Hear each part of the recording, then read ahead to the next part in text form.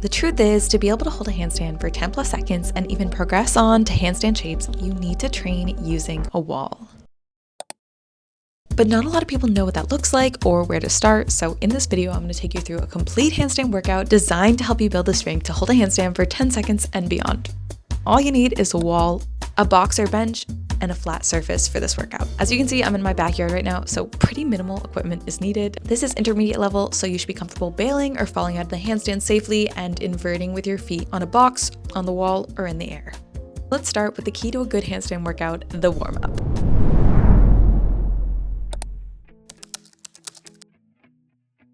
So we're going to start here with some large arm circles, keeping your arms straight and making giant circles as you move your hands forward for 10 circles and then switching sides, moving your arms backwards for 10 circles. You want to try and get as large of a range of motion as possible, just moving around the shoulders here. Next, we're doing the cross the chest dynamic stretch. So when you're keeping your arms straight and they're fully extended, your hands should be facing forwards. And as you cross your hands in the front, your palms should face downwards. Do between 12 to 20 of these. We're just starting to warm up our chest and all the upper body muscles here. By the way, the full workout and warm up is in the description, so you have that as a reference for later.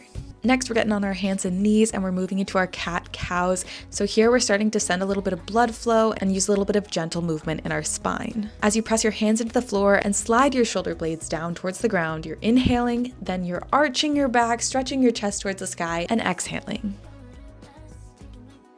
Now we're going to get into some side bends. So starting with your hands stretched fully above your head, really stretch upwards before going into a gentle bend at the side. I'm really flexible here, so don't feel like you have to be moving super far down towards the floor. Even a slight bend is great. You should be feeling a gentle stretch in your side here, and we're going to keep alternating sides. And then we're moving into our forward fold. So here you're keeping your legs straight and you're folding forward at your hips. If you can't touch the floor here, it's okay. Just grab a bench or a chair and elevate your hands or place your forearms on the chair. So you're keeping your back flat and feeling the stretch in the back of your legs. If your hands are on the floor, try not to hunch over with your back. You want to keep your spine straight and inhale to elongate your spine. And as you exhale, keeping your back flat, you want to sink deeper into the stretch, folding at your hips. And you should be feeling this in the back of your legs. Now we're going to be moving into some elephant walks. So walk your feet a little bit away from your body so that both of your legs are straight, your hands are on the floor, and we're going to alternate pressing one heel into the floor and then the other. So alternating bending knees and pedaling out your legs here. This is a great stretch for the back of your leg and is going to help us as we're getting up into our handstands. All right, so the legs are nice and stretched out. We're moving back up into our arm warm-ups. So moving into a plank on the floor, we're going to be doing floor press waves. So here you're pressing your hands into the floor and sliding your shoulder blades towards the floor. And if you feel like you're not really moving your shoulder blades or you're having a hard time here, you can put your knees on the floor and go into a kneeling plank position to do these.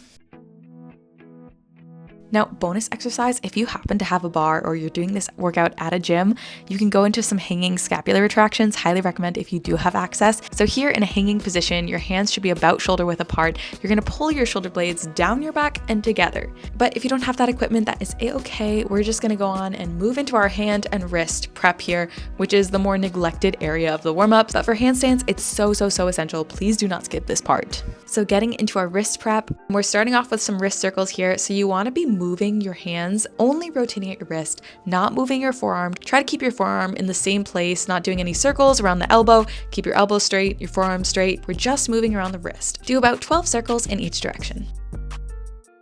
Okay, going on down to the floor here. So starting with your fingers facing forward, your palms on the floor, we're gonna pulse forwards. You should be feeling a gentle stretch in your forearms and your wrist here. You wanna keep your arms straight here so your elbow pits should be facing forwards, facing in front of you. Next up are some hand press waves. So here we're keeping our fingertips on the floor and we're pressing up onto them so we're straightening out our wrist. And you wanna keep this super gentle. We're just starting to add a little bit of light resistance to send some blood flow to your wrists. So we're not just doing stretches, but we're also starting to prep them for the load that we're gonna be adding, which is our body weight in the handstand. So keep it super gentle. Next, you're flipping your hands so your palms are now facing upwards, and this is the opposite of what you just did. Keep your fingertips or your knuckles on the floor and straighten your wrists, but be super gentle. You're gonna wanna walk your knees closer towards your hands in order to make it a little bit more gentle. Just starting to straighten out your wrists here and send a little bit of blood flow. Wake up those extensor muscles. Okay, now fingers are gonna be facing away from each other. We're gonna start rocking side to side. Again, keeping your arms straight, your elbow pits should be facing forwards. Now, for the last wrist stretch here, you're gonna flip your hands so that your fingers face towards you with your palms still on the floor. And here you're gonna pulse back and forth, so you should feel a light stretch in your wrists. You can move your knees towards your hands if this feels a little bit too intense, but that is the end of the warm-up sorted. We are now gonna get into the 3 main exercises of the workout. Make sure you have a flat surface because we're gonna start with a little bit of practice walking our feet up the wall. Yep, we're getting right into it.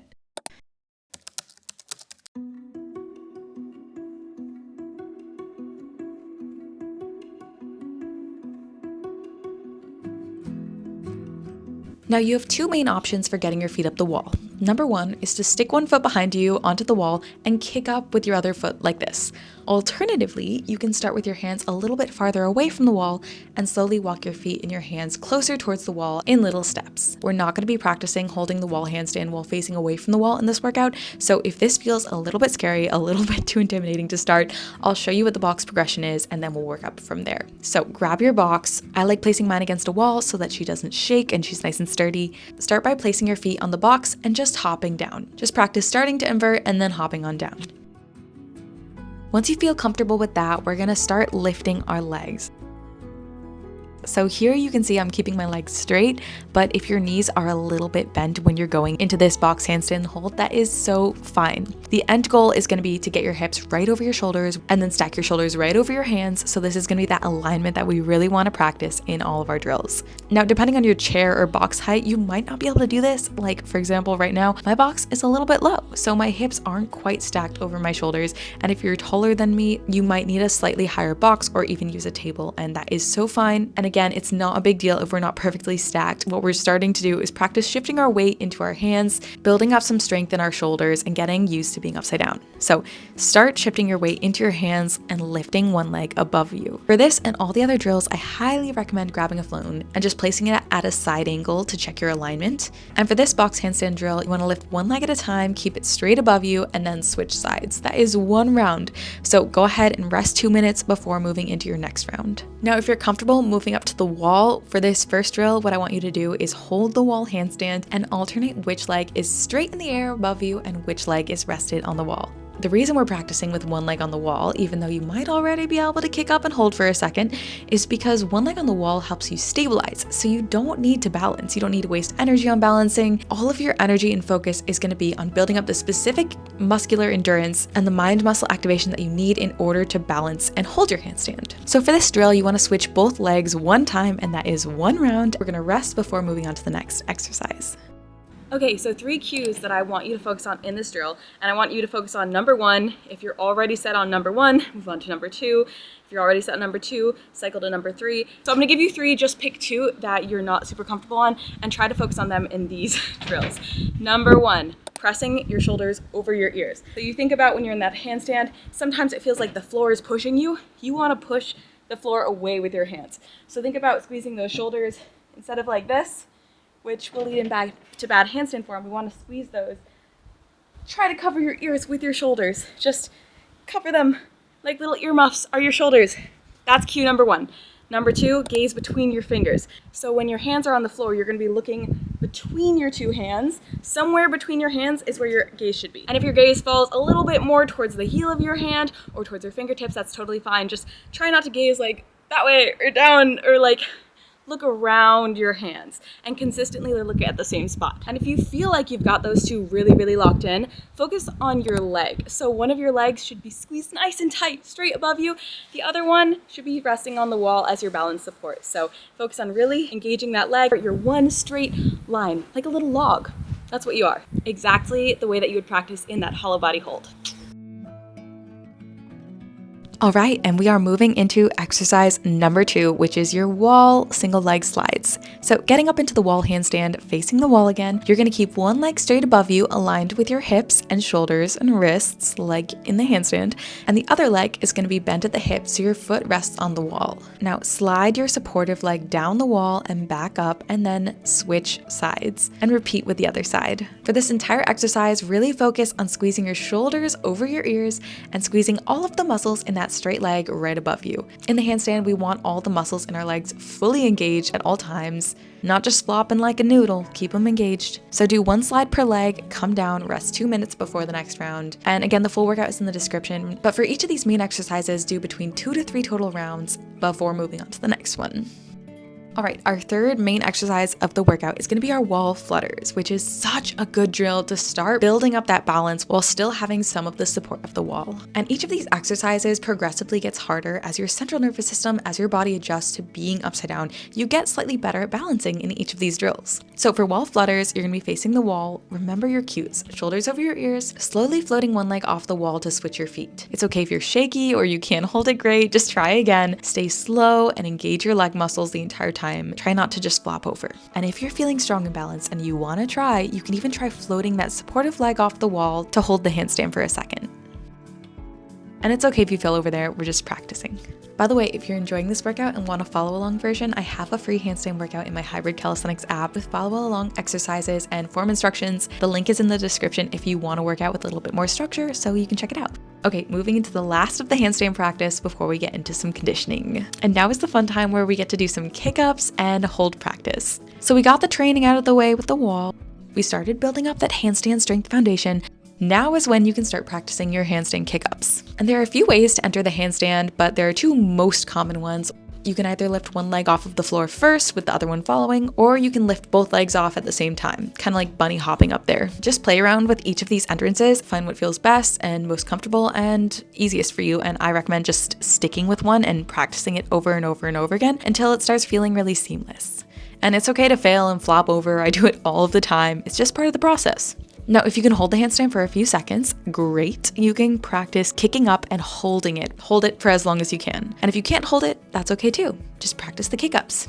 If you can already hold your handstand, maybe you want to play around with lowering your knees into a tuck handstand, going from your straight handstand to your tuck handstand, back to your straight handstand. Or maybe you want to practice opening your legs out wide to enter more of a straddle handstand. We're not going to be covering shapes in this handstand video. It's a little bit advanced, but I'll cover those in a different video. If that's the level that you're trying to work on, remember to keep your legs fully engaged in all of these drills. All right, let's finish up with our core conditioning.